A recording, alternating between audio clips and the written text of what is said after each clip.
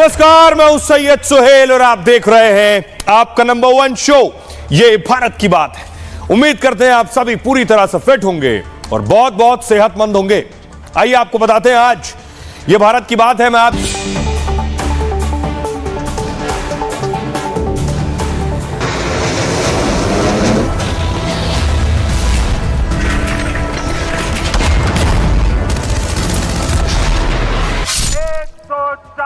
करोड़ भारतीयों की इच्छा शक्ति अब आतंकी आकाओं की कमर तोड़ कर रहेगी। और अब की बार जवाब ऐसा होगा कि माएं अपने बच्चों को डराएंगी कि बेटा पाकिस्तान से पंगा ना लेना, रात को कहेंगी सो जाओ पाकिस्तान आ जाएगा। देश के ऊपर आंख उठाने वालों को मुंह तोड़ जवाब दो। ये धमकियां, ये बातें जो है वो ये किसी और को देना। भारत के पास अभी लूज करने के लिए बहुत कुछ है।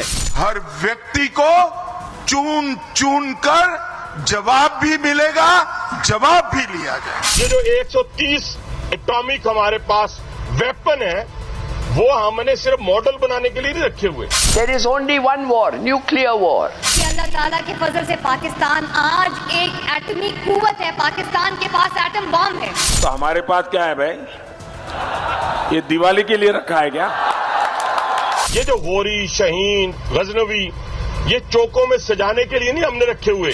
आतंकवाद को मूल समेत उखाड़ने का हमारा संकल्प है और वो सिद्ध होकर रहेगा। ये जो हमने न्यूक्लियर एसिड बना रखे हैं, ये शबरात पर पटाखे फोड़ने के लिए बना रखे हैं। उनकी कल्पना से भी बड़ी सजा मिलेगी। तो हम जंग के लिए भी तैयार हैं। जैसा आप चाहते हैं वैसा होकर रहेगा।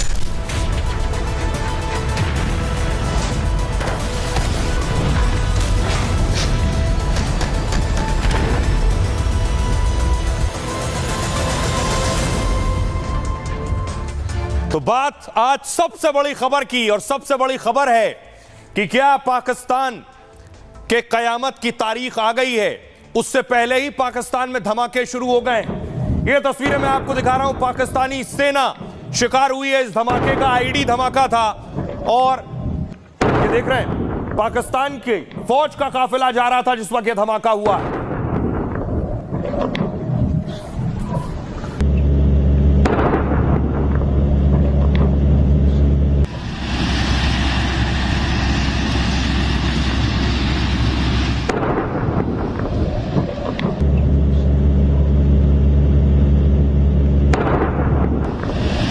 बलूच लिबरेशन आर्मी ने पाकिस्तानी फौज को निशाना बनाया है और एक के बाद एक कई आईडी धमाके हुए हैं। पाकिस्तानी जवान मारे गए हैं इसमें। यह बड़ा धमाका था। तस्वीर में आपको दिखाऊं, गाड़ी की हालत देखिए। यह अटैक हुआ पाकिस्तानी सेना पर। उसके बाद एक गाड़ी के तो परखच्चे उड़ गए। दूसरी गाड़ी आप देख रहे हैं, बुलेट के निशान गाड़ी पर नजर आ रहे हैं। यानी भारत से तो बाद में लड़ेगा। पहले बलूचिस्तान लिबरेशन आर्मी ने पाकिस्तान की फौज का हाल बेहाल कर रखा है। ये गाड़ी के परखच्चे बता रहे हैं हालात क्या हैं। ये देखिए तस्वीरें। ये हैं पाकिस्तानी जवान जिनकी मौत हुई है। बलूच लड़ाकों ने इन्हें मौत के घाट उतारा है हमले के दौरान।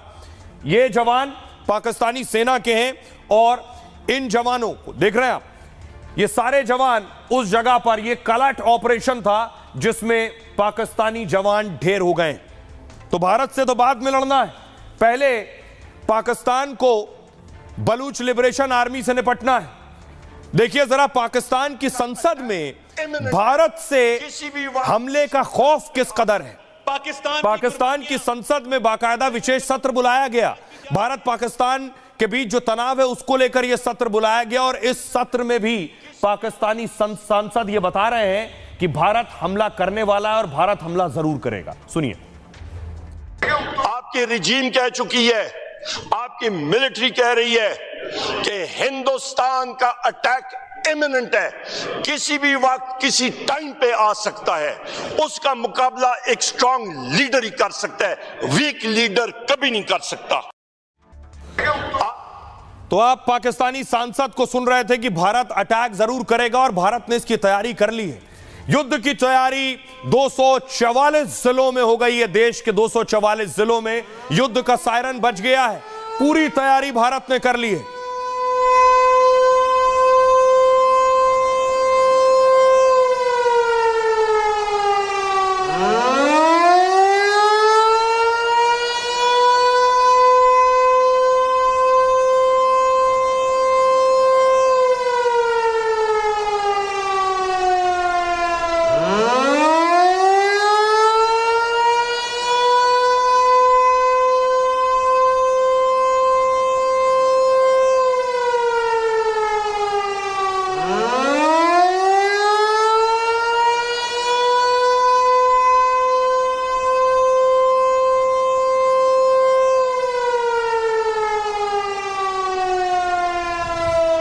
देखिए जरा भारत ने जो तैयारी की है ग्राउंड पर, जम्मू में देख रहे हैं आज मॉक ड्रिल हुई है। बच्चों को बताया गया कि जंग की स्थिति में क्या करना है, फौरन बेंचेस के नीचे छिप जाना है, सबसे पहला काम अपने सिरों को ढकना है और उसके बाद इस तरह से क्लासरूम से बाहर निकलना है।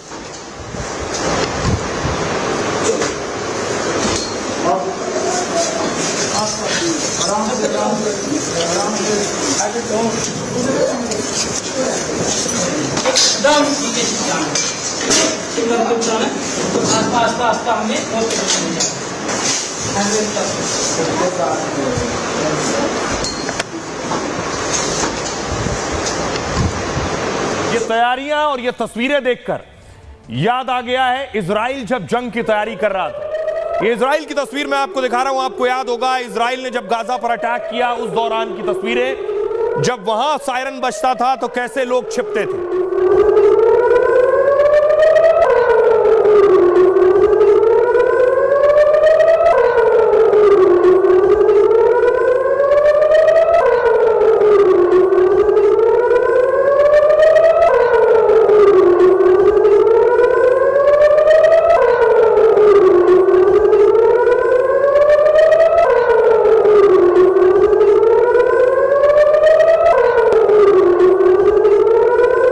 प्रधानमंत्री नरेंद्र मोदी ने भी नेतन्याहू स्टाइल में जवाब देने की तैयारी कर ली है।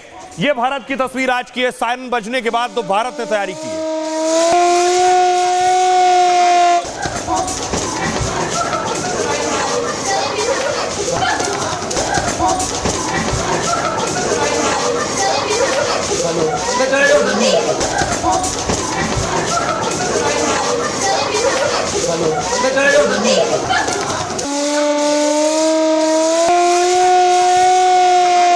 दूसरी तरफ उत्तर प्रदेश में भी योगी आदित्यनाथ ने खुद एक हाई लेवल मीटिंग ली है, क्योंकि लगभग 244 जिलों में मॉक ड्रिल होनी है। सारे सीएम अलर्ट पर हैं, सभी मुख्यमंत्रियों ने बैठकें की हैं। योगी ने अपने मंत्रियों के साथ बैठक की, कैबिनेट बैठक। लखनऊ में देखिए जो ड्रिल हुई है, आग की स्थिति में कुछ आकर फायर होता है, उसके बाद उस स्थिति में कैसे निपटना है लोगों को बताया और सिखाया गया। एक जो बहुत बड़ी आग बन सकती थी उस आग को यहाँ पर सीमित कर दिया है अपने सीमित संसाधन के माध्यम से।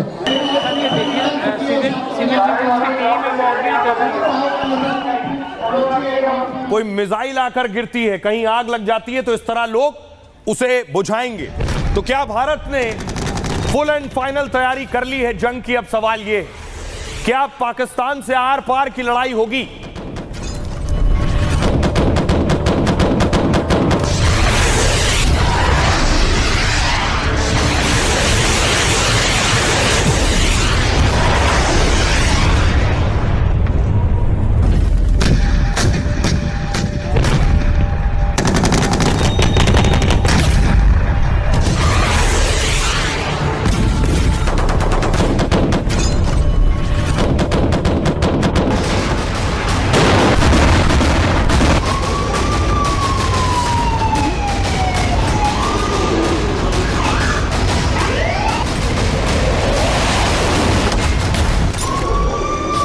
बजने लगे हैं, एक साथ पूरे देश में ड्रिल होने लगी है। जमीन से आसमान और समंदर तक में हलचल तेज हो गई है। तो क्या जंग की तारीख तय हो गई है? क्या भारत ने पाकिस्तान को मुंहतोड़ जवाब देने की डेट फिक्स कर ली है? एक तरफ रफाल और सुखोई जैसे विमान गरजने को तैयार हैं, तो दूसरी तरफ दुश्मन के हमले से बचने की भी अचूक तैयारी हो रही है। ब्लैकआउट जैसा अभ्यास कर भारत ने पाकिस्तान और उसकी रणनीति को अंधेरे में डालने का पूरा चक्रव्यूह तैयार कर लिया है। मोदी के ऐलान और भारत के प्लान से पाकिस्तान में खलबली मची है। जो पाकिस्तान कल तक परमाणु हमले की धमकी दे रहा था, वो अब जंग की आहट से दहशत में है। हिंदुस्तान का अटैक इमिनेंट है, किसी भी वक्त किसी टाइम पे आ सकता है। तो पाकिस्तान में दहशत है, उनके सांसदों की जुबानों में दहशत है। अब तो पाकिस्तानी रूस में 9 मई को विजय दिवस मनाया जाता है। इस विजय उत्सव में प्रधानमंत्री मोदी को भी शामिल होना था, लेकिन पहलगाम हमले के बाद मोदी ने दौरा स्थगित कर दिया। अब्दुल बासित भारत में पाकिस्तान के पूर्व उच्चायुक्त रह चुके हैं। दूसरे मंत्री देखिए ख्वाजा आसिफ पाक रक्षा मंत्री हैं। पाक रक्षा मंत्री भी हमले को लेकर बयान दे रहे हैं, कह रहे हैं एलओसी पर किसी भी समय भारत सैन्य हमला कर सकता है, पाकिस्तान की फौज तैयार है, किसी भी हमले का जवाब मिलेगा। अगर भारत ने पाकिस्तान पर हमला किया और हमारे वजूद को खतरा हुआ तो इस दुनिया में कोई नहीं बचेगा। पाक रक्षा मंत्री सीधे सीधे परमाणु हमले की बात कर रहे हैं। इशाक डार पाकिस्तान के विदेश मंत्री युद्ध की धमकी दे रहे हैं। सिंधु जल समझौता सस्पेंड करने पर इशाक डार ने बयान दिया, पाकिस्तान के पानी के साथ कोई छेड़छाड़ की गई तो यह युद्ध के समान होगा। पाकिस्तान कोई कार्रवाई शुरू नहीं करेगा, लेकिन अगर भारत हमला करता है तो पाकिस्तान पूरी ताकत से जवाब देगा। तरार कह रहे हैं पाक सूचना मंत्री हैं, भारत पर हमले का डर और भारत की ओर से अगले 24 से 36 घंटे बहुत महत्वपूर्ण है। इस दौरान भारत की ओर से हमला होगा। एक बात तो तय है, पाकिस्तानी ये मान चुके हैं कि जवाब तो मिलेगा, यानी उन्हें एहसास है कि उन्होंने गलत किया है। अब बारी है भारत के पलटवार की। सुनिए जरा क्या कह रहे हैं।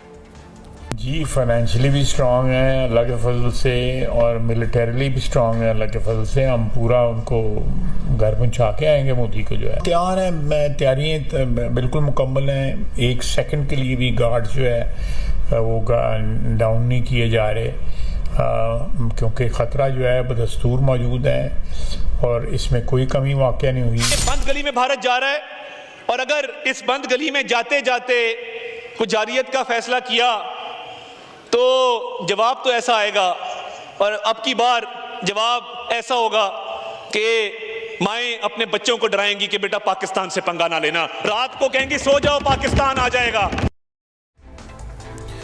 यानी एक बात तय है, कुछ बड़ा होने वाला है। पाकिस्तान को पूरी तरह से इल्म है, इसीलिए देखिए शहबाज शरीफ खुद आईएसआई के हेडक्वार्टर पहुंच गए। यह तस्वीर मैं आपको दिखा रहा हूं, शहबाज शरीफ बैठे, उनके ठीक बगल में आप देखिए असीम मुनीर बैठे हुए हैं। ये जो बैठक हुई है ये आईएसआई के हेडक्वार्टर में हुई है, यानी पाकिस्तान की जो खुफिया एजेंसी है उसके हेडक्वार्टर में खुद शहबाज शरीफ पहुंचे। यानी खुफिया एजेंसी के पास जो भी इनपुट है कि भारत हमला कर सकता है, कब कर सकता है, भारत की क्या तैयारी है, वो लेने के लिए, वो जानकारी जुटाने के लिए क्या शहबाज शरीफ को आईएसआई हेडक्वार्टर बुलाया गया? क्योंकि भारत में जो बैठकें हुई हैं वो बता रही हैं कि कार्रवाई बड़ी होने वाली है। प्रधानमंत्री नरेंद्र मोदी अजित डोभाल से आज भी मिले, एनएसए से आज मिले, और जिस तरह की तैयारी चल रही है मॉक ड्रिल के लिहाज से ये बता रही है कि भारत कुछ तो बड़ा करने वाला है, ये तय। मॉक ड्रिल से पहली बड़ी मुलाकात ये हुई है, दिल्ली से लेकर इस्लामाबाद में हलचल तेज हो चुकी है। एनएसए अजित डोभाल से प्रधानमंत्री नरेंद्र मोदी ने अकेले बातचीत की। मॉक ड्रिल से पहले 1-to-1 मुलाकात हुई है, दोनों के बीच 40 मिनट तक बातचीत हुई। पहलगाम हमले के बाद यह हाई लेवल मीटिंग जारी है। पीएमओ और गृह मंत्रालय में कई राउंड बैठकें हुई हैं। एनएसए डोभाल ने 24 घंटे में दूसरी बार यह मुलाकात की है। आतंकवाद के खिलाफ निर्णायक कार्रवाई की तैयारी है। मोदी सरकार ने सेना को इसके लिए खुली छूट दी है। पाकिस्तान के खिलाफ कई कड़े एक्शन लिए, अब संभावित हमले की रणनीति तैयार की जा रही है, और इसी वजह से लगातार बैठकों का दौर चल रहा है। पाकिस्तान की कार्रवाई को लेकर भी मंथन हो रहा है कि पाक की जवाबी कार्रवाई पर कैसे जवाब देना है।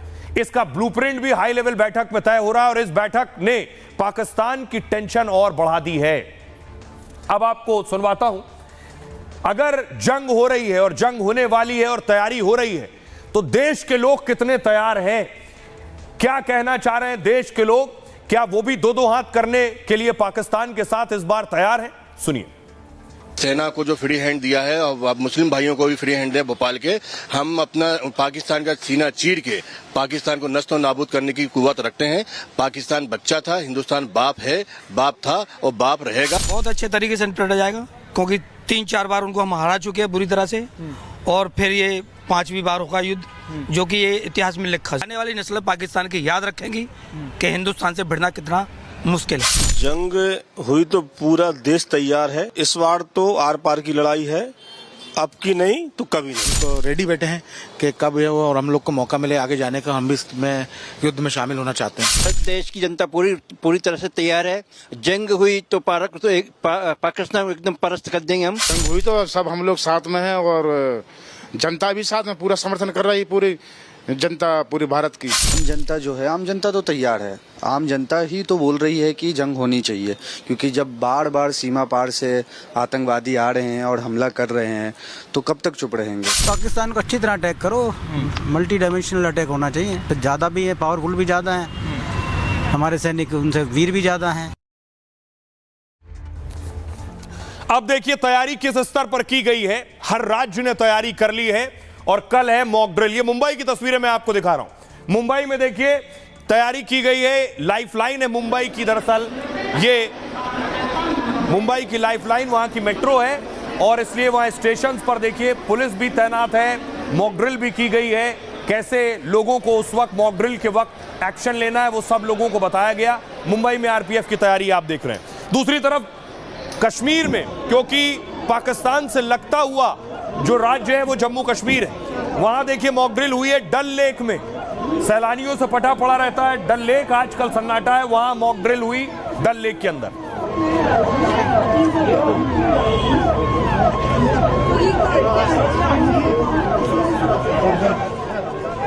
तो हर राज्य ने अपने स्तर पर तैयारियां की हैं। आपको बताता हूं आपके राज्य में कल क्या होने वाला है। हर स्टेट की अपनी क्या प्रिपरेशन है। मॉक ड्रिल कौन कैसे होगा, कब होगा, किस वक्त होगा। सबसे पहले उत्तर प्रदेश देखिए। देश के सबसे बड़े राज्य के 19 जिलों में मॉक ड्रिल होगी। लखनऊ प्रयागराज से वाराणसी गोरखपुर तक में ड्रिल होगी। यूपी पाकिस्तान बॉर्डर से जुड़ा नहीं है लेकिन संवेदनशील जरूर है। उत्तर प्रदेश में आईआईटी, आईएम जैसे संस्थान और कई बड़े मंदिर हैं। ताजमहल और राम मंदिर तो दुनिया भर में मशहूर है। लखनऊ, बरेली और हिंडन में आर्मी एयरबेस भी है, इसलिए यूपी के कई शहर दुश्मन का टारगेट हो सकते हैं। इसी को ध्यान में रखते हुए यूपी में कड़ी तैयारी की गई है। यूपी की सुरक्षा और जंगी तैयारी का जायजा खुद मुख्यमंत्री ले रहे हैं। जम्मू कश्मीर, पहलगाम हमले के बाद पूरे जम्मू कश्मीर में हाई अलर्ट है। गृह मंत्री से लेकर सेना प्रमुख तक ने तैयारियों का जायजा लिया है। कश्मीर में सेना और आम लोगों को सतर्क रहने को कहा गया है। कल एक साथ जम्मू कश्मीर की 20 जगहों पर ड्रिल होगी। श्रीनगर की डल लेक में आज भी ड्रिल का अभ्यास हुआ है। जम्मू कश्मीर का 1220 किलोमीटर का जो इलाका है वो पाकिस्तान से लगता है। 1220 किलोमीटर की सीमा है। यह हमेशा घुसपैठ और आतंकी वारदात का खतरा यहां रहता है। जंग की हालत में पाक का पहला टारगेट हो सकता है, इसलिए सबसे ज्यादा सुरक्षा और तैयारी यहीं हो रही है। अगला राज्य पश्चिम बंगाल। जंग की तैयारी के हिसाब से सबसे ज्यादा संवेदनशील बंगाल है। बंगाल में सबसे ज्यादा 31 जगहों पर कल मॉक ड्रिल होगी। वैसे तो बंगाल का कोई बॉर्डर सीधे पाकिस्तान से नहीं जुड़ा है, लेकिन बंगाल का 2200 किलोमीटर का इलाका बांग्लादेश से जरूर जुड़ा है। शक यह है कि जंग में पाक को कहीं बांग्लादेश साथ न देने लगे। बंगाल के हाशिमारा एयरबेस पर भारत का रफाल तैनात है, इसलिए भी बंगाल आतंकियों की हिटलिस्ट में है। तो सेना से लेकर पुलिस तक खास चौकसी बरत रही है। अगला राज्य है राजस्थान। राजस्थान 28 शहरों में कल ब्लैकआउट होगा। आधे घंटे के लिए ये शहर अंधेरे में डूब जाएंगे। जैसलमेर, जोधपुर जैसे शहरों में सायरन बजेंगे। श्रीगंगानगर में ड्रोन उड़ाने रोक लगा दी गई है। कोटा, रावत भाटा सबसे संवेदनशील इलाके हैं। रावत भाटा में न्यूक्लियर पावर प्लांट है। कोटा रावत भाटा के पास है और यहां थर्मल प्लांट है। राजस्थान का 1070 किलोमीटर का इलाका पाकिस्तान से लगता है, इसलिए भी राजस्थान में चौकसी बढ़ा दी गई है। अगला राज्य है पंजाब। ब्लैकआउट की पहली रिहर्सल पंजाब के फिरोजपुर में हुई। अब पंजाब के 20 जिलों में एक साथ मॉक ड्रिल की तैयारी है। यह ड्रिल हमले से बचने और जंग की तैयारी का अभ्यास है। दरअसल पंजाब का 547 किलोमीटर का इलाका पाकिस्तान बॉर्डर से लगता है। पाकिस्तान यहां घुसपैठ और ड्रग्स कारोबार की कोशिश करता है। हाल में कई संदिग्ध और विस्फोटक भी बरामद हुए। मतलब पहलगाम के बाद पंजाब दहलाने की साजिश थी। एक और बड़ा राज्य है मध्य प्रदेश। मध्य प्रदेश के 5 शहरों में जंग से बचने की ड्रिल होगी।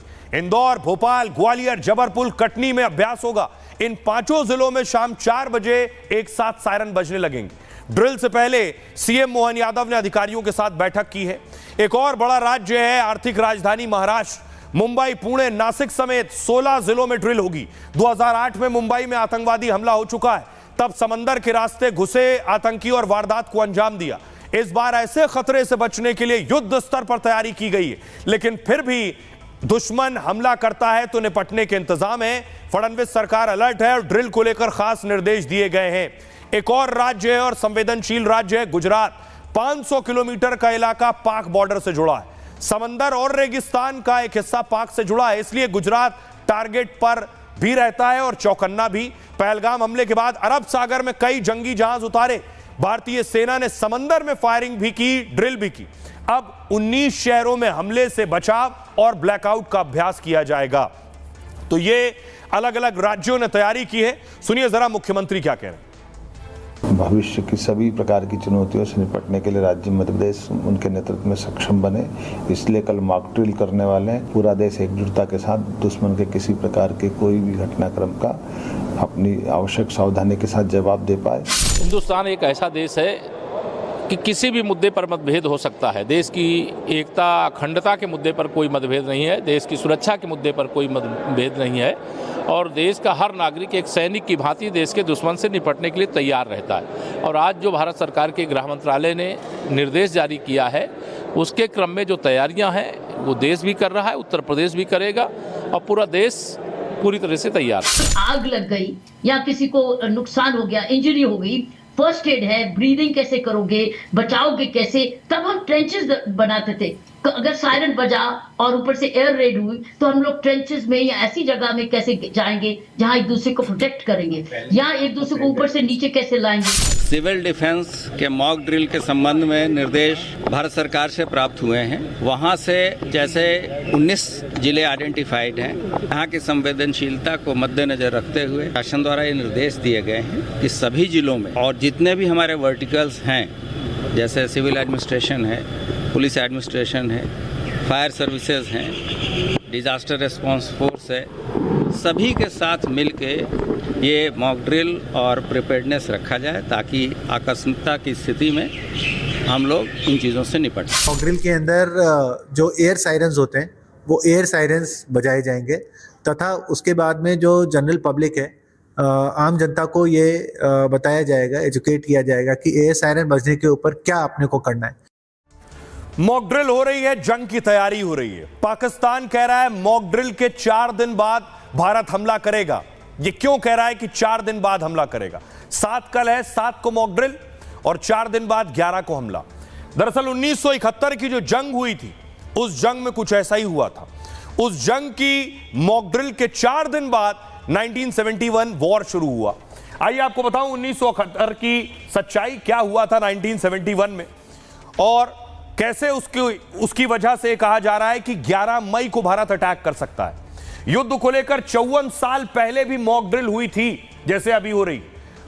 1971 में पाकिस्तान से जंग के दौरान ड्रिल हुई थी। सोचिए, देश में 54 साल से ऐसी कोई ड्रिल नहीं हुई है। 54 साल बाद यह ड्रिल हो रही है। कल मॉक ड्रिल के 4 दिन बाद, उस वक्त 1971 में भारत पाकिस्तान की जंग शुरू हो गई थी। इस बार 7 मई को यानी कल ड्रिल है और 11 को पाकिस्तान हमले का दावा कर रहा है। तब गृह मंत्रालय ने मॉक ड्रिल के आदेश दिए थे। मॉक ड्रिल में कई तरह की गतिविधियां शामिल थीं। जनता को युद्ध के लिए मानसिक तौर पर तैयार किया गया। हवाई हमले की चेतावनी देने वाले सायरन बजाए गए। सायरन की आवाज सुनते ही सुरक्षित स्थानों पर जाना था लोगों को। रात में शहरों में लाइट बंद करने की प्रैक्टिस की गई थी। दुश्मन के हवाई हमलों से बचने की ट्रेनिंग दुश्मन को दी गई। जनता को बंकर या सुरक्षित जगहों पर ले जाने की ट्रेनिंग मिली। हवाई हमले या बमबारी की स्थिति में कैसे अपनी जान बचानी है, मॉक ड्रिल में लोगों को इसकी जानकारी दी गई। 1971 में मॉक ड्रिल पूरे देश में आयोजित की गई थी, लेकिन पाक से सटे इलाकों पर ज्यादा फोकस था उस वक्त भी। पश्चिम बंगाल, पूर्वोत्तर, पंजाब, जम्मू कश्मीर में ज्यादा जोर था। दिल्ली, कोलकाता, मुंबई, चेन्नई में भी मॉक ड्रिल हुई थी। ये शहर रणनीतिक और आर्थिक रूप से महत्वपूर्ण है। मॉक ड्रिल के 4 दिन बाद भारत पाकिस्तान की जंग शुरू हुई। नवंबर के आखिरी हफ्ते में देश में यह तैयारी हुई थी और इसके बाद 3 दिसंबर को जंग की शुरुआत हुई। 16 दिसंबर को नियाजी की सेना ने सोचिए सरेंडर कर दिया। ढाका में भारतीय सेना के सामने आत्मसमर्पण कर दिया था। अब सुनिए 1971 की जंग में रहे क्या कुछ कह रहे हैं जिन्होंने उस वक्त ये स्थिति देखी है। सुनिए। उस समय पूरे कानपुर नगर को ब्लैकआउट में रखा गया था, क्योंकि यहाँ पर बहुत ही अच्छी सेना की वर्दी और असलहे बनाने की बहुत अच्छी फैक्ट्रियाँ हैं। इसको हमने वरीयता के आधार पर सरकार ने रखा था, भारत सरकार ने, और उसके उद्देश्यों को हम लोगों ने पूरा किया था। मॉक ड्रिल साहब तो नहीं हुई थी, हमने तो ब्लैकआउट देखा और उसके साथ ही ये भी देखा कि समाज को एकता के सूत्र में बांधे रखा जाए और जनता के मनोबल को ना गिरने दिया जाए। कई स्पॉट्स को गंगा के किनारे भी बड़ी रोशनी उनमें कर दी गई थी, ताकि जो भी अगर कोई मिसाइल भी ऐसा हो तो वो एक्चुअली रोशनी देकर आबादी की जगह पर ना गिरे। जी, इस संबंध में हमारे उस समय के वरिष्ठ warden, chief warden, deputy chief warden और डिविजनल वार्डन जो हमसे ऊंचे पदों पे थे उस समय के, उन्होंने जिलाधिकारी के साथ एक बैठक करके ये तय किया क्यों ना एक शहर नया बसा दिया जाए रात में। तो हम धोबी की पुलिया जो उन्नाव से पहले पड़ती है वहाँ पर हम लोग साइकिलों से 5-5, 10-10 मसाले बांध के ले जाते थे। हमारे आगे एक ACM चला करते थे और उसमें मिट्टी के तेल का डिब्बा रखा रहता था। वहाँ पहुँच के हम लोग करीब 2 या 3 किलोमीटर में वो मसालों को जला के चले आते थे। रात में 9 बजे तक हम घर आ जाते थे। फिर दूसरे दिन यही क्रम होता था, 6 बजे जाते थे, फिर लेके चले आते थे। इस तरीके और जो पूरा ब्लैकआउट हुआ शहर में, शाम को 7 दिन भर तो हमारा व्यापार होता था, बाज़ार खुलती थी ताकि हमारी इकोनॉमिक पोजीशन ख़राब ना हो। और हम लोग दिन में जो है जनता के बीच में रहते थे अपना, ताकि इनका मनोबल बढ़ाया जा सके। इनको बताते थे कि हवाई हमले से कैसे बचा जाए। इनको हम बताते थे कि जब भी कभी हवाई हमला हो तो मकान के कोनों में आ जाएं, मेज़ के नीचे बैठ जाएं और मोटे दरख्त के नीचे बैठ जाएं, ताकि आप जो है अपने को सेव कर सकें। तो ज़ीशान आलम बता रहे थे कि 1971 में क्या तैयारी की गई थी। पाकिस्तान को डर है, लेकिन डर एक भारत की खास मिसाइल से भी है, वो है ये मिसाइल। पाकिस्तानी सांसद कह रहे हैं कि भारत ब्रह्मोस मिसाइल से हमला करेगा। तस्वीर में अगली दिखाऊं आपको, यह है ब्रह्मोस मिसाइल। इस मिसाइल से हमले का डर सता रहा है पाकिस्तान को कि यही मिसाइल टारगेट हिट करेगी आकर पाकिस्तान में।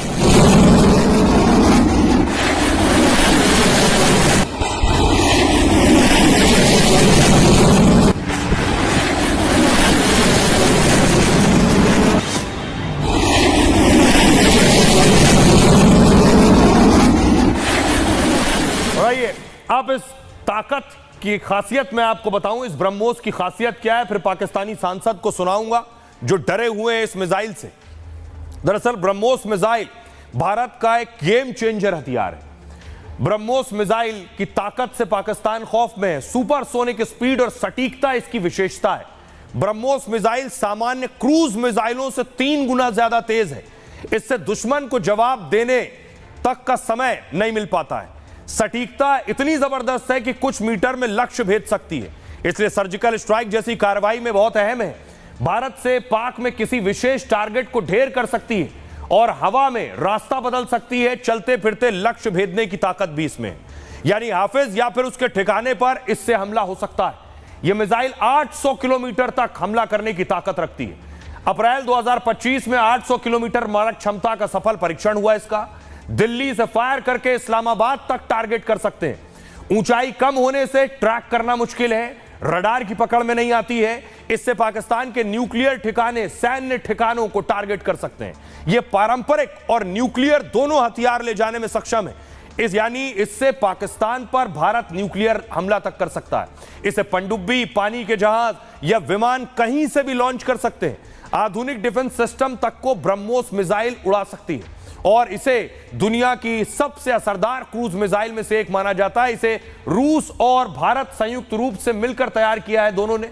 ब्रह्मोस नाम भारत की ब्रह्मपुत्र और रूस के मोस्कवा नदी से लिया गया है, बना है ब्रह्मोस। फिलहाल भारतीय ब्रह्मोस की दहशत में पूरा पाकिस्तान कांप रहा है। सुनिए जरा, आपको सुनवाता हूं पाकिस्तानी सांसद को जो संसद में कह रहे हैं भारत ब्रह्मोस से हमला करेगा। हिंदुस्तान ये attack, imminent attack air launch stand off weapons के जरिए करेगा। अपना ब्रह्मोस सुपरसोनिक क्रूज मिसाइल के जरिए करेगा।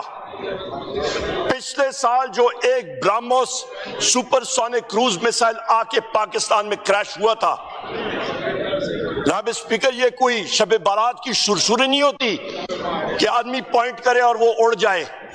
उसके मुख्तलिफ चेक्स एंड बैलेंसेस होते हैं। उस सुपरसोनिक क्रूज मिसाइल की रेंज तकरीबन आपकी 450 किलोमीटर से ज्यादा होती है। तो उसने जाके एक मखसूस जगह पे ही लैंड करना था। वो टेस्ट था पाकिस्तान के एयर डिफेंसेस का। अब पाकिस्तान के सांसद को आपने सुन लिया, लेकिन पाकिस्तान हर रोज एक नया वीडियो जारी कर रहा है। भारतीय सीमाएं, चाहे वो समुद्री सीमाएं हो, समुद्र में भी भारत ने निगरानी बढ़ा दी है। ये मैं आपको दिखा रहा हूं, भारत का ये टोही विमान है, इसका नाम है P-8I और ये जो है समंदर में लगातार गश्त कर रहा है। पाकिस्तान ने दावा किया है, अगली तस्वीर मैं आपको दिखाऊं, दूसरी तस्वीर दिखाइए, ये जो आप देख रहे हैं, ये पाकिस्तान ने वीडियो जारी किया और कहा है भारत का ये टोही विमान हमने कैप्चर किया है। ये जो लाल घेरे में आप जाता देख रहे हैं, ये P-8I है। पाकिस्तान का दावा है कि हमने इसे किस तरह से कैप्चर किया है। फुल स्क्रीन लीजिए जरा इसे, और ये बता रहा है कि कैसे पाकिस्तान क्या झूठा प्रोपेगेंडा फैला रहा है।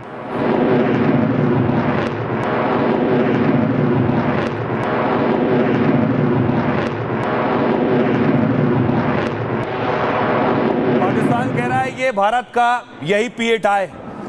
समुद्र की निगरानी निगहबानी के लिए बाकायदा भारत ने ड्रोन भी तैनात कर दिए हैं। ये ड्रोन बाकायदा समुद्र में गश्त कर रहे हैं और पल पल की जानकारी भारत को पहुंचा रहे हैं। तो हर स्तर पर भारत ने तैयारी की है, इसीलिए प्रधानमंत्री नरेंद्र मोदी ने सभी चीफ से बैठक की है। पाक ने दावा किया है कि उसने भारत के टोही विमान को डिटेक्ट किया है। पाकिस्तान के मुताबिक भारत के नौसेना का टोही विमान अरब सागर में था। उसके मुताबिक जिस विमान को उसने डिटेक्ट किया वो P-8I टोही विमान है। हालांकि पाकिस्तान ने यह साफ नहीं किया है कि यह विमान किस विशेष क्षेत्र में था। ऐसे में इसे पाकिस्तान के प्रोपेगेंडा वॉर के तौर पर देखा जा रहा है। पाकिस्तान फाइटर जेट के लिए ऐसा करना संभव नहीं है। पाक फाइटर जेट टोही विमान को ट्रैक नहीं कर सकते हैं, जैसा कि पाकिस्तान ने वीडियो फुटेज जारी कर दावा किया है। P-8I सर्विलांस विमान को भारत का आंख भी कहा जाता है। नौसेना के लिए यह अत्यंत महत्वपूर्ण टोही और समुद्री निगरानी विमान है। यह दुश्मन की गतिविधियों पर नजर रखने और पनडुब्बियों की पहचान में बहुत सक्षम है। लंबी दूरी तक निगरानी रखने और पनडुब्बी पर निशाना साधने की ताकत भी रखता है। इसका इस्तेमाल खुफिया जानकारी एकत्र करने में किया जाता है। आइए अब आपको सुनवाता हूं, सुनिए क्या कुछ कह रहे हैं शहनवाज हुसैन और गुलाम मीर। भारत है तैयार, भारत के लोग तैयार हैं, भारत की सेना तैयार है, भारत का सेंटिमेंट तैयार है। कोई भी भारत पर बुरी नज़र डालेगा वो बख्शा नहीं जाएगा। ना हमने कभी किसी को बख्शा है न बख्शेंगे। न जो हमें छेड़ेगा उसे ना हम छोड़ने वाले नहीं हैं। जो छेड़ेगा उसको जवाब मिलेगा। वह कश्मीर में वो पूरे देश दुनिया अंदर के लोगों ने बाहर के लोगों ने उसको टोटली कंडेम किया है। वो इंसानियत का कत्ल हुआ, वो भाईचारे का कत्ल हुआ और वो एक हिसाब से देखा जाए तो जम्मू कश्मीर की इकोनॉमी का कत्ल हुआ। 140 करोड़ लोगों में से कोई एक भी इंसान नहीं बचा होगा जिसने उस तरह के इंसिडेंट को कंडेम नहीं किया होगा। और उसके साथ साथ पूरे देश ने सीधे जिम्मेदारी मरकजी सरकार पर, देश के प्रधानमंत्री पर आयद की है। तो भारतीय नौसेना की ताकत आपने देखी। अब मैं आपको बताता हूं कि नौसेना की ताकत और बढ़ने जा रही है। एक और जंगी बेड़ा आ रहा है, जो आ रहा है रूस से, तमल। पुतिन ने भारत को यह रूसी जंगी जहाज भेजना है और इसका नाम है तमल, और इसके आने से भारतीय नौसेना और ताकतवर हो जाएगी। देखिए जरा, यह है तमल की एंट्री। जंग के हालात में भारतीय नौसेना की ताकत और बढ़ने वाली। 28 मई को रूस आधुनिक युद्धपोत तमल को सौंपेगा। यह जंगी जहाज सुपरसोनिक मिसाइल ब्रह्मोस से लैस होगा। तमल युद्धपोत में दुश्मन के रडार में से बचने की खास ताकत है, यानी दुश्मन की पकड़ में नहीं आएगा। यह 3000 किलोमीटर तक निगरानी और रक्षा करने में भी सक्षम है। इसकी रफ्तार है 55 किलोमीटर प्रति घंटा, जबकि वजन 3900 टन। करीब 200 भारतीय नौसैनिक इसकी ट्रेनिंग पहले ही ले चुके हैं। रूस ने युद्धपोत की तकनीक और संचालन का प्रशिक्षण दिया था। ट्रेनिंग लेने वाला भारतीय दल ही युद्धपोत रूस से लाएगा। यानी जंग हुई तो तमल की तैनाती में कोई भी देरी नहीं होगी। तमल युद्धपोत 2016 में हुए भारत रूस रक्षा समझौते का हिस्सा है। इसके तहत 4 तलवार क्लास स्टील्थ फ्रिगेट बनाए जा रहे हैं। फ्रिगेट का मतलब युद्धपोत है, जबकि स्टील्थ एक तकनीक होती है। इससे जंगी जहाज, रडार और इंफ्रारेड किसी की पकड़ में नहीं आता है और दुश्मन की नजर आए बिना ही लक्ष्य को पूरा कर सकता है। समझौते के तहत तमल रूस में बनाया जाने वाला दूसरा युद्धपोत है। इससे पहले दिसंबर में भारत को रूस से INS तुशिल युद्धपोत मिला हुआ है और इन दोनों युद्धपोतों को 8,000 करोड़ रुपए में आयात किया है। इसी समझौते के तहत ही गोवा में 2 जंगी जहाज बनाए जा रहे हैं और अनुमानित लागत इसकी 13,000 करोड़ रुपए बताई जा रही है। तो आइए, ये तो भारतीय नौसेना की ताकत को बढ़ाएगा, लेकिन इंडियन नेवी की स्ट्रेंथ देखिए। ये है समंदर के राजा, समंदर के बादशाह इंडियन नेवी। इंडियन नेवी की तैयारियों से अंदाजा है कि वो क्या कर सकता है पाकिस्तान का।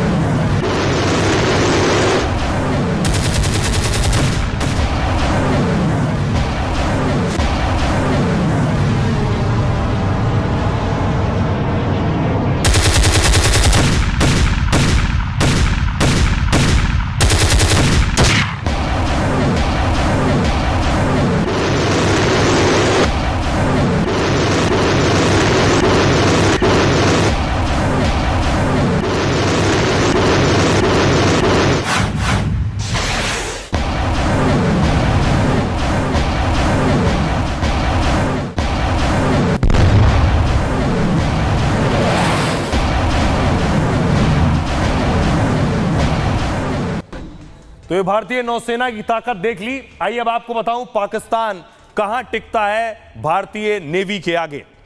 दोनों की ताकत आपके सामने है। भारत के पास लगभग सक्रिय नौसैनिक जो हैं वो 67,252 है, पाकिस्तान के पास 54,000 के आसपास है। इसके अलावा रिजर्व सैनिक भारत के पास 75,000 है, पाकिस्तान के पास सिर्फ 5,000 रिजर्व सैनिक है। जहाज भारत के पास 293, पाकिस्तान के पास 121 है। विमान वाहक पोत यानी जिस पर विमान ले जाए जा सकते हैं, लड़ाकू विमान, भारत के पास INS विक्रांत और INS विक्रमादित्य है, पाकिस्तान के पास एक भी नहीं है।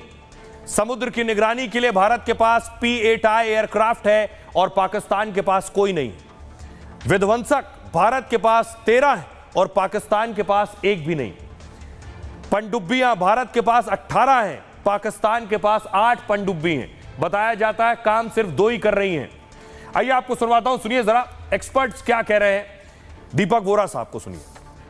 इतनी धमकी जंग की आ रही है, हमने तो एक भी नहीं दी। हमने तो मोबिलाइजेशन नहीं शुरू की, हम तो सिविल डिफेंस की बात कर रहे हैं। बॉर्डर के ऊपर हमारी कहां डिविजन्स गई हैं, कहां बस वो डरे हुए हैं। स्ट्रेटेजिक पेशेंट चाणक्य की संतान है, उसने कहा पहले रुक जाओ, उसका पसीना निकलने दो, वो अपने जितनी एक्सरसाइजेस करेगा उसका असला खत्म हो जाने दो, फिर हल्के हल्के उसको तमाचा मारो कि वो फिर उठ ना सके। ये बाज नहीं आएगा। अभी इसको हर जगह से जूता पड़ेगा फिर भी बाज नहीं आएगा। और मैं आपको बता दें, इसको बाज आने का एक ही तरीका है सर, ये 5 साल 10 साल 50 साल 500 साल तक ये नहीं बदलेगा। इसके मन में जहर है, सांप का जहर उसके फन में होता है, इनका जहर इनके मन में है। एक तरीका मेरे जहन में है सर, 74 साल की मेरी उम्र है, 52 साल मुझे कूटनीति में हो गई है। पाकिस्तान का जिंदा रहना दुनिया को कोई फायदा नहीं है, पाकिस्तान का मर जाना दुनिया को कोई नुकसान नहीं है। 4-5 इसके टुकड़े होने चाहिए, फिर उम्मीद हम कर सकते हैं कि आपस में भिड़ेंगे। लेकिन सोचिए पाकिस्तान जंग लड़ेगा कैसे भारत से, क्योंकि पाकिस्तान के पास हर हथियार मेड इन चाइना है। 60% हथियार चाइना से लिए हैं और पूरी दुनिया जानती है कि मेड इन चाइना प्रोडक्ट होते कैसे हैं, कितने दिन चलते हैं, चलते भी हैं कि नहीं, तो हथियार पर यकीन कैसे। चाइनीज सामानों की विश्वसनीयता से दुनिया वाकिफ है। चाइनीज सामान हो या सैन्य हथियार शक के दायरे में हमेशा रहते हैं। ऐसे में खबर है कि पाक की चाइनीज हथियार से पाकिस्तान लड़ाई लड़ेगा। पाकिस्तानी सेना के पास ज्यादातर हथियार चीन में बने। पाक की तीनों सेनाओं के पास चीन में बने हथियार ज्यादा है, जिसका भारत पाक युद्ध के मैदान में परीक्षा भी होनी बाकी है। लेकिन लाख टके का सवाल है कि आखिर चाइनीज हथियार कितने दिन और कितनी देर टिकेंगे। पहला हथियार देखिए, इसका नाम है VT-4 मुख्य युद्धक टैंक है। ये तीसरी पीढ़ी का चीनी टैंक है। यह है SH-15 howitzer 155 mm truck mounted artillery system है, ट्रक पर लगाकर ले जाई जाती है। यह A-100 multiple rocket launcher system, यह भी मेड इन चाइना है। ये LY-80 HQ-16 सतह से हवा में मार करने वाली मिसाइल प्रणाली है, यह भी मेड इन चाइना है। HJ-8 और HJ-10 ATGM anti tank guided missile है, यह भी चीन ने बनाई है। अगला हथियार है FN-6 man pads man portable air defence system है, यह भी जिनपिंग का है। JF-17 थंडर फाइटर जेट है, यह भी मेड इन चाइना है। F-7PG स्काई बोल्ट MiG-21 का चाइनीज वर्जन है, ये है विंग लुंगा 2 UAV हथियारबंद ड्रोन है, यह भी मेड इन चाइना प्रोडक्ट है। CH-4 UAV मानव रहित विमान, यह भी जिनपिंग ने बनाया है। SD-10 PL-12 हवा से हवा में मार करने वाली मिसाइल है, made in China. CM-400 AKG हवा से मार करने वाली एंटी शिप मिसाइल है, समंदर में मार करेगी, यह भी चीन ने बनाई है। C-802 AK हवा से मार करने वाली क्रूज मिसाइल है, मेड इन चाइना। अब देखिए टाइप 054 AP फ्रिगेट आधुनिक गाइडेड मिसाइल फ्रिगेट है, चीन ने बनाया है। C-802 एंटी शिप मिसाइल है, जहाजों और विमानों पर तैनात है, यह भी पाकिस्तान ने चीन से बना हुआ लिया है। LY-60N नेवल सैम नौसेना वायु रक्षा मिसाइल प्रणाली है, मेड इन चाइना है। हार्बीन Z-9EC हेलीकॉप्टर है, जहाज पर लगे एंटी सबमरीन हेलीकॉप्टर, यह भी चीन ने बनाए। SR-2410C रडार सिस्टम आधुनिक चीनी फ्रिगेट में इस्तेमाल होता है, मेड इन चाइना है। F-22P जुल्फिकार क्लास फ्रिगेट चीनी टाइप है और 053H3 पर आधारित है, यह सब चीन में बना है। 60 से 70% हथियार, सोचिए जिस मुल्क के पास मेड इन चाइना है वो कैसे लड़ेगा जंग के मैदान में और कितने दिन टिकेगा। सुनिए असदुद्दीन ओवैसी क्या कह रहे हैं, जो आज कश्मीर पहुंचे, और गौरव बल्लभ। एक दहशतगर्दाना बुज़दिलाना हमला है, जितनी भी उसकी मजम्मत की जाए बहुत कम है। और हमने देखा कि कैसे पाकिस्तान से आए हुए दहशतगर्दों ने यहाँ पर 26 लोगों की जानें ले ली। हम तो ये चाहते हैं कि इसका एक मौसर जवाब हमारी हुकूमत दे। ऑल पार्टी मीटिंग में भी हमने ये बात कही थी। पाकिस्तान प्यासा मरना चालू हो चुका है। इस बार ऐसा सबक सिखाया जाएगा कि पाकिस्तान ने सोचा भी नहीं होगा। देश का हर अन्नदाता किसान और देश का हर सीमा पर खड़ा हुआ हमारा सैनिक तैयार है। जो तरीका भारत की सेनाएं चुनेगी उसके साथ देश का हर व्यक्ति तैयार है। तो सोचिए चीन आखिर चीन का जो सामान है वो कैसे लड़ेगा पाकिस्तान चीनी सामानों से। पाकिस्तान भारत से हर बार जंग में मार खाया है। देखिए इस बार कितने दिन टिकेगा कोई नहीं जानता। सबसे पहले देखिए 1947-48 का जो युद्ध था 1 साल चला। आजादी के कुछ दिन बाद ही युद्ध शुरू हो गया था। यहां पाकिस्तान ने कश्मीर में कबायली सेनाओं को भेजा था उस वक्त। इसके बाद दोनों देशों में जंग की शुरुआत हुई। यूएन के माध्यम से इस युद्ध को शांत कराया गया था। 47 का जो युद्ध था, कश्मीर के 2/3 हिस्से पर भारत का कब्जा रहा उस वक्त। पाक ने गिलगिट बाल्टिस्तान पीओके पर कब्जा किया। यह युद्ध करीब 1 साल तक चला था। 1 जनवरी 1949 को रात 11:59 पर सीज फायर हुआ। फिर जंग हुई दोबारा 1965 में। यह 17 दिन तक चला 1965 का युद्ध, और 5 अगस्त 1965 को इस युद्ध की शुरुआत हुई। इसमें भारत ने लाहौर तक बढ़त बना ली थी। यूएन के हस्तक्षेप और ताशकंद समझौते के बाद जंग खत्म हुई। तब अगर समझौते की शर्त नहीं मानी गई होती तो आज लाहौर हमारा होता। इस जीत ने भारत की ताकत दुनिया में बढ़ा दी। फिर जंग हुई 1971 में। यह युद्ध 13 दिन चला। 1971 की जीत भारत की सबसे बड़ी जीत में से एक है। 16 दिसंबर 1971 को भारत ने पाकिस्तान को करारी शिकस्त दी और इसके बाद पाकिस्तान के 2 टुकड़े हो गए। इस जीत के बाद बांग्लादेश का जन्म हुआ। ढाका में पाकिस्तान की सेना ने आत्मसमर्पण कर दिया। उसके बाद फिर 1999 में जंग हुई। यह 60 दिन तक चली जंग। पाकिस्तान ने करगिल पर कब्जा करने की कोशिश की। करगिल की लड़ाई एक बड़ी चुनौती थी। इसमें दुश्मन ऊपर पहाड़ों पर बैठा हुआ था, भारतीय सैनिक नीचे थे। बोफोर्स तोप की मदद से भारत ने पाकिस्तान के छक्के छुड़ा दिए। यह तोप ऊंचाई वाले टारगेट पर भी गोले दाग सकती थी। ऑपरेशन विजय के जरिए भारत ने जीत हासिल की। तो यह भारत की शौर्य गाथा है भारतीय जवानों की। अब सुनिए जरा क्या कुछ कह रहे हैं सुनाने जा रहा हूं मैं आपको केजीएस ढिल्लन साहब को, जो भारतीय सेना में रहे। सुनिए। 71 वॉर के दौरान मैं यंग स्टूडेंट के तौर पे अमृतसर में था। इसमें यह नहीं है कि पाकिस्तान ने हर घर के ऊपर हमला करना, इतने उसके पास पैसे भी नहीं है, इतना उसका एमिनिशन भी नहीं है। It's a routine thing, it's a normal thing, cooperate with the authorities and nothing is going to happen to any civilian. सोचिए, पाकिस्तान सपने देख रहा है भारत से लड़ने के, लेकिन वो अपने देश में ही मार खा रहा है। मैंने आपको दिखाया शुरू में, बलूच लड़ाकों से नहीं लड़ पा रहा है। बलूच लड़ाके हर दूसरे दिन पाकिस्तानी सेना को ढेर कर देते हैं मैदान में। तो फिर भारतीय सेना के सामने जब दो दो हाथ होंगे तो सोचिए क्या होगा। पाकिस्तान को डर है कि भारत हमला करने वाला है, इसलिए पाकिस्तानी फौज सीमा पर डेरा जमा रही है, लेकिन दूसरी तरफ पाकिस्तान में ही हमले शुरू हो गए। BLA बलूच लिबरेशन आर्मी ने पाकिस्तानी सेना पर बड़ा हमला किया। पाकिस्तानी सेना के काफिले को निशाना बनाया गया और यह हमला अमीर पोस्ट और अली खान बेस के बीच हुआ। बलूच विद्रोहियों ने IED से पाक सेना की गाड़ियां उड़ा दी। इस हमले में पाकिस्तान के 6 जवानों की मौत हो गई, जबकि 5 के करीब पाक जवान घायल बताए जा रहे हैं। संभावना है कि मरने वालों का आंकड़ा और बढ़ सकता है। बलूच आर्मी लगातार पाकिस्तान पर कब्जा बढ़ा रही है और कुछ दिन पहले BLA ने मंगोचर शहर पर कब्जा किया। इससे पहले BLA ने ही पाकिस्तानी ट्रेन हाईजैक की थी, तब 200 से ज्यादा पाक जवानों को मारने का दावा हुआ था। बलूचिस्तान की पाक से आजादी की लड़ाई लड़ी जा रही बलूचिस्तान में, और बलूचिस्तान में जंग भारत के समर्थन पर जोर दिया जा रहा है। जंग बलोच नेता अख्तर मंगल ने इसे लेकर खुला ऐलान किया था।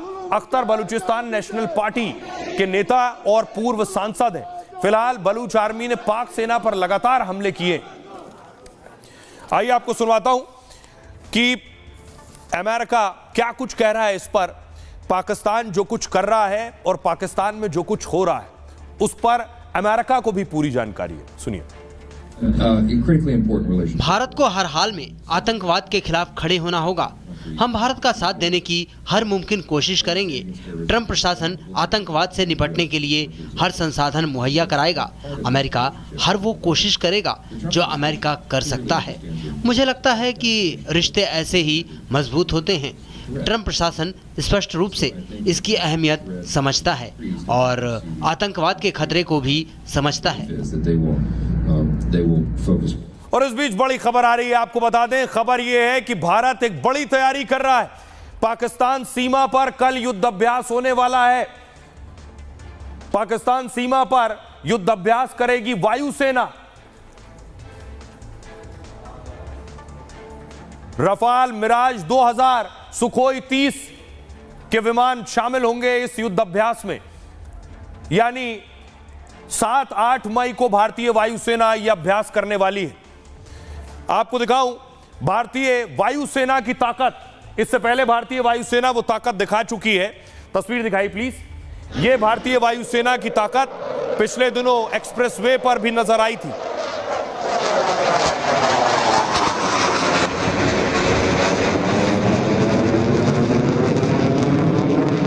भारतीय वायुसेना अपना शौर्य, अपनी ताकत दिखा चुका है। आसमान को चीरते भारतीय लड़ाकू विमान, और कल अभ्यास करने वाला है। क्या पाकिस्तान भारतीय वायुसेना के सामने भी कहीं टिकता है?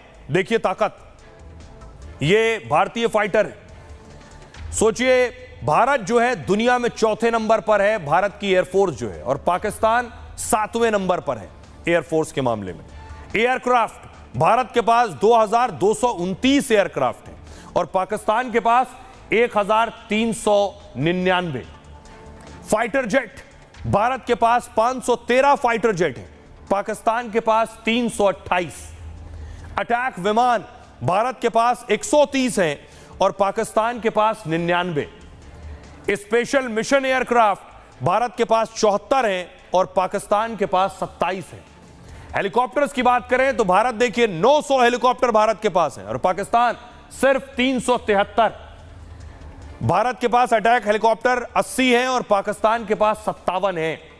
रफाल देखिए, जो ताकत है दोनों देशों की वायुसेना में, भारत के पास रफाल है और पाकिस्तान के पास F-16 है ताकत के लिहाज से। जो रफाल है फ्रांस से मिला हाईटेक जेट है ये, और F-16 पाकिस्तान को अमेरिका से मिला हुआ पुराना बेड़ा है। रफाल एक साथ 40 टारगेट हिट करता है और F-16 एक साथ 20 टारगेट हिट करता है। रफाल की रफ्तार 2200 किलोमीटर प्रति घंटा है, F-16 की रफ्तार 2100 किलोमीटर प्रति घंटा है। रफाल मिसाइल की रेंज 290 किलोमीटर और पाकिस्तान के पास जो F-16 है इसकी रेंज 100 किलोमीटर है। यह बताता है कि भारत वायुसेना के मामले में भी पाकिस्तान से कहीं आगे। सुनिए जरा भारतीय सियासतदान क्या कह रहे हैं। अब कांग्रेस है ना, अभी तो खिलौना लेकर लड़ाई किया, इसलिए देश की दुर्दशा हुआ, अपमान हुआ सेना का। अब पता चलेगा क्या है टॉय, क्या है। अटल जी ने मिराज भेज के दिखाया था पाकिस्तान को, मोदी जी ने तो सुखोई से ही तमाम कर दिया उन लोगों का। अब देखेंगे पाकिस्तान की भाषा बोलने वाले लोगों को पाकिस्तानियों के साथ ही विदेश पाकिस्तान भेजना चाहिए। विपक्ष के पास नेगेटिव बोलने के अलावा कोई पॉजिटिव सोच नहीं है। वो हमेशा भारत के लोगों के खिलाफ उनकी शंकाएं बनी रहती हैं और ऐसे विपक्षी लोगों से कहूँगा कि देश के प्रति सोचिए, देश में रहने वाले लोगों के हित के विषय में सोचिए और उनके मनोबल को तोड़ने का काम मत करिए, मनोबल बढ़ाने का काम करिए। अब देखिए जरा भारतीय वायुसेना की ताकत मैंने आपको दिखाई। यह है इंडियन आर्मी। इंडियन आर्मी ने वीडियो जारी किया जो बता रहा है भारतीय सेना की किस स्तर पर तैयारी चल रही है।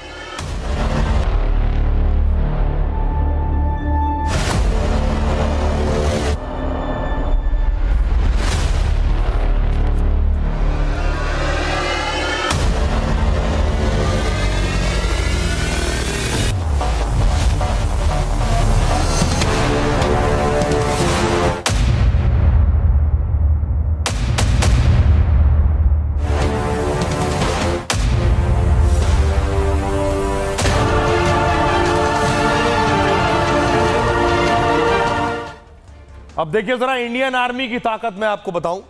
नौसेना की ताकत बता दी मैंने, वायुसेना की ताकत बता दी। अब देखिए जरा क्या ताकत है इंडियन आर्मी। सक्रिय जवान 14,55,000 हैं और पाकिस्तान के पास 6,54,000 सक्रिय जवान।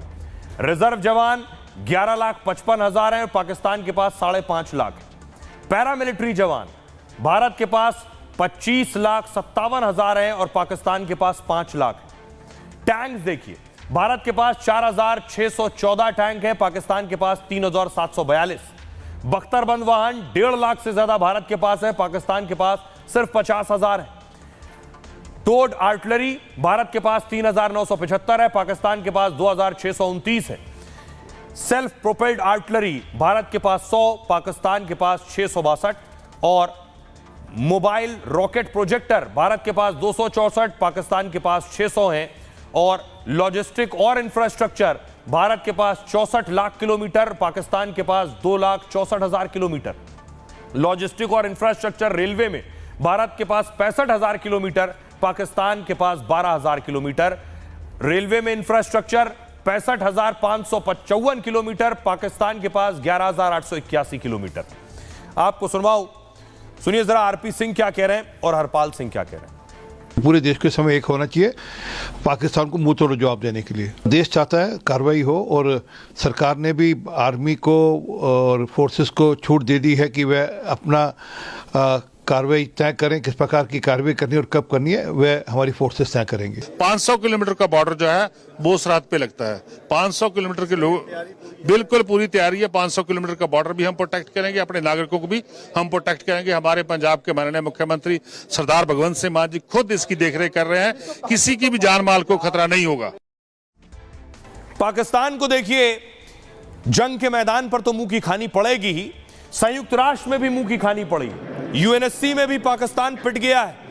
वहां पाकिस्तान चाह रहा था कि क्लोज डोर बातचीत हो और क्लोज डोर जो बातचीत हुई वहां पाकिस्तान के पास जवाब नहीं था जब सवाल किए गए। पाकिस्तान की मांग पर देर रात यूएनएससी की बैठक हुई। इस बैठक में पाकिस्तान का खुद का चेहरा बेनकाब हो गया। यूएनएससी के सदस्यों ने पहलगाम में आतंकी हमले की निंदा की। सदस्य देशों ने भारत पर लगाए पाक के आरोपों को भी नकार दिया, जिसमें कहा था कि भारत ने पहलगाम में आतंकी हमला खुद कराया है।